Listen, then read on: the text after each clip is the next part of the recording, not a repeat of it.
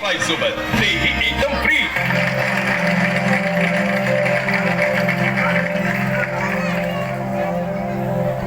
अरे पोरांनो, तिकडे काय करतायत? या लवकर.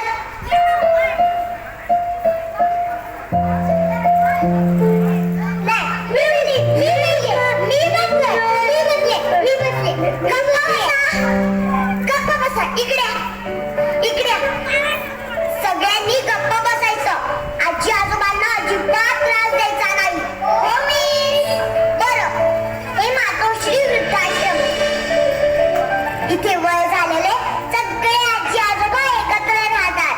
आजी आजोबांसोबत नीट राहायचं, नीट वागायचं, दंगा करायचा नाही.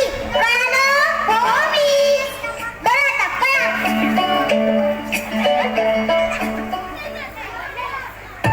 अहो चला लवकर, किती उशीर करताय तुम्ही? आलो. चला पटापटा चला. आलो ग आलो. अरे कोण आलंय आज भेटायला? अगं भेट आजी आजोबांना. अगं बाई किती गोड. थांबा, तुझ्यासाठी गंमत आणली आहे बघ.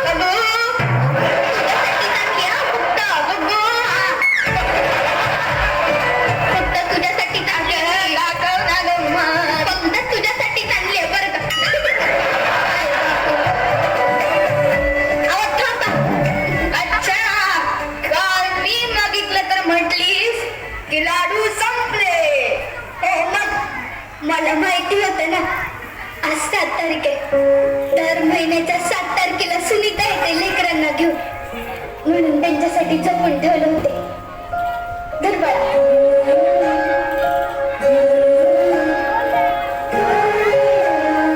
पूनमजी, माझी आजी पण सेम असेच लाडू बनवायची. मी खूप लहान होते ना. आजी आठवत नाहीये, पण तिच्या हातची चव आठवते. प्रेमाची चव साऱ्या जगात एकसारखीच असते पुरे. मॉम म्हणते माझ्या आजी आजोबा देवाघरी गेलेत. काय असतं ते सांगतो हा तुला. अगं ते देवाच्या घरून तुझ्यावर लक्ष ठेवत असतील. हा, तुम्ही या घरी का आहात? तुम्हाला नाही येत नातवांची आठवण? येते ना, खूप येते. असो हा असो. सुनीता, दर महिन्याला 7 तारीख येतेच आणि तू असे गोड गोड पाहुणे आम्हाला भेटायला घेऊन येते. म्हणून जगतोय बघ आम्ही. नाहीतर केव्हा. हो गप्प बसा तुम्ही. आधी मीच जाणार आहे. अजिबात नाही. आपलं काय ठरलंय? आधी मी जाणार. आपलं असं काहीच ठरलं नव्हतं. आधी मीच जाणार. माझं वर बोलणं झालंय. हा, माझं वर बोलणं झालंय. आधी मी जाणार. आधी मीच जाणार. आजी आजोबा, तुम्ही लहान आहात का?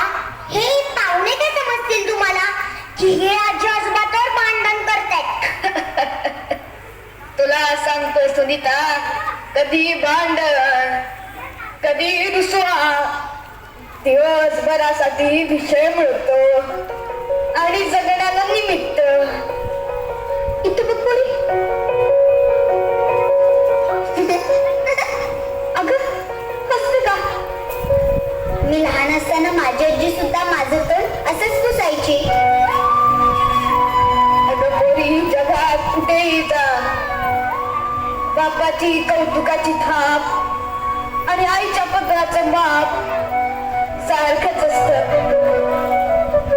मला घरची आठवण येत नाही? येते ना, पण आता दोघंच एकमेकांचं घर झालं बघ. खरंय, तुटलेल्या लाकडावर पाखरू येऊन बसावं. कसं होतं बघ तुम्ही आल्यावर.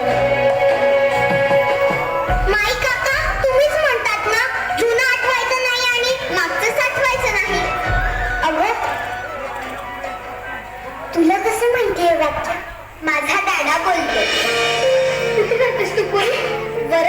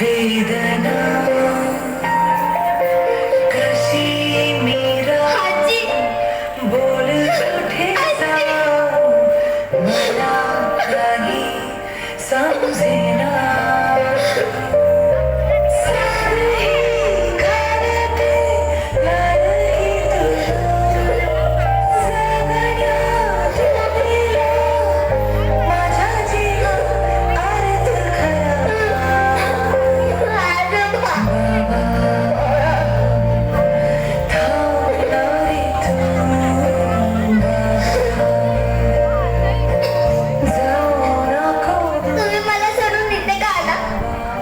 मी रोज रात्री तुमची आठवण काढायचे. संध्याकाळी सोसायटीच्या मंदिरात सगळ्यांचे आजी आजोबा यायचे. फक्त तुम्हीच नव्हते. आम्ही घर नाही सोडलं ग परी. सरस्वती ते काय नाही. तुम्ही आता चला माझ्यासोबत. आपण आपल्या घरी जाऊ. नाही बा, तू जा आणि आम्हाला इथे भेटायला यायचं. तुम्ही येताय की नाही? नाहीतर मीच इथे थांबते. बाळा, मम्मी डॅडी तुझी वाट बघत असतील. तुझ्याशिवाय नाही राहू शकत. ते तुमच्याशिवाय राहू शकतात ना. मग मी पण त्यांच्याशिवाय राहू शकते. बापरे. मी इथेच राहणार. नाहीतर तुम्ही माझ्यासोबत घरी येणार. थांबा. प्लीज प्लीज तुमचा फोन मिळेल?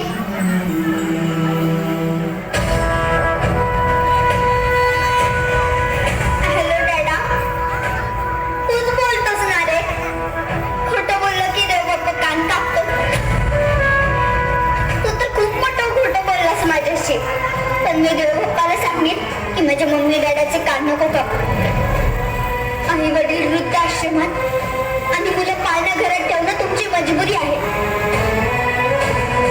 पण डॅडा, मला आजी आजोबा भेटले.